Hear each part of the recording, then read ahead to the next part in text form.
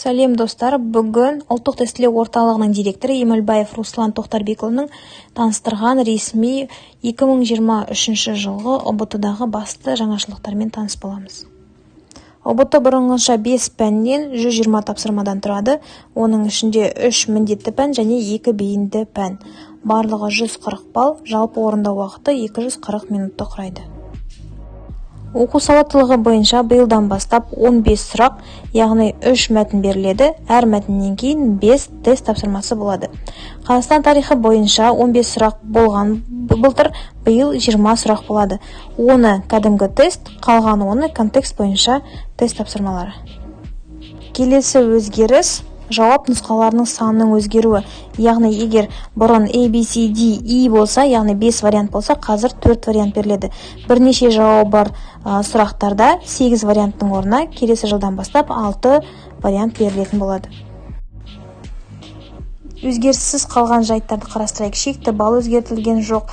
Бір қатысушыға екі жағынан 2 камера қалады.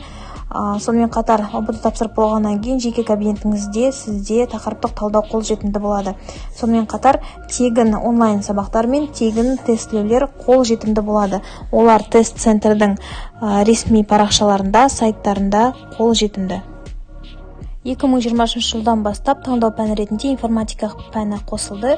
Яғни информатика пәні мұғалімдері, ақпараттық технологиялар, ақпараттық қауіпсіздік мамандығына түскісі келетіндер математика, информатика пәндерін тапсырады.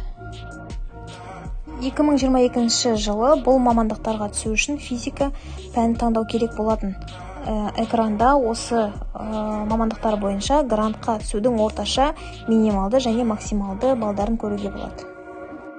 Жалпы мамандықтарға түсудің шекті балы өзгерген жоқ. Ауыл шаруашылығы және биоресурстар ветеринария бойынша 60 балл шекті бал, денсаулық сақтау бойынша 70 балл, құқық және педагогикалық ғылымдар бойынша 75 балл.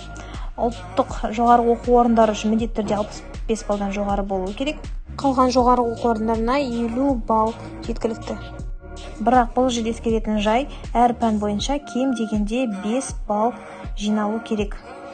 Сонымен қатар әрбір жоғарғы оқу орны өзінің шекті балын белгілей алады.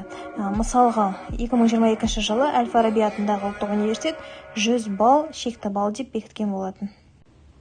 Жалпы ұбт 23-ті 5 рет тапсыру мүмкіндігі бар. Оның 2-і грантқа түсу үшін, яғни ең жақсы нәтижені таңдап, грантқа үміткер бола алады.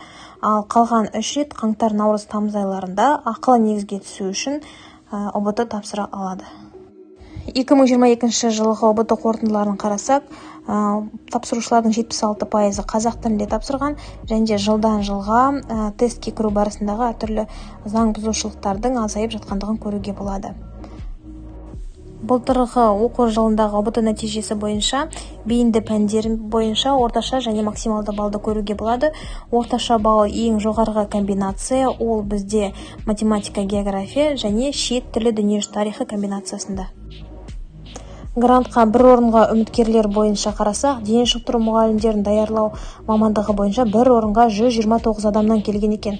Содан кейін екінші орында стоматология тұр, яғни бір орынға 25 адамды құрайды. 2022 жылғы қорытынды бойынша орташа балы жоғары мамандықтар, ол стоматология, халықаралық қатынастар, журналистика деген сияқты мамандықтар, ал орташа балы ең төмен мамандықтар көбінесе бізде техникалық және ауыл шаруашылық мамандықтары құрайды. Олардағы орташа бал 56 мен 60 бал арасында. Жеңілдіктер мен квоталар сақталады, яғни жетімдерге, мүгедектігі бар азаматтарға ауыл квотасы, тағы да басқа квоталар бар. Яғни бөлінген гранттардың осыншама пайызы осы квоталарға бөлінеді. ұбт-дағы басты өзгерістер мен жаңалықтар туралы тек ресми парақшалардан тест-центр сайтынан қарасаңыздар болады.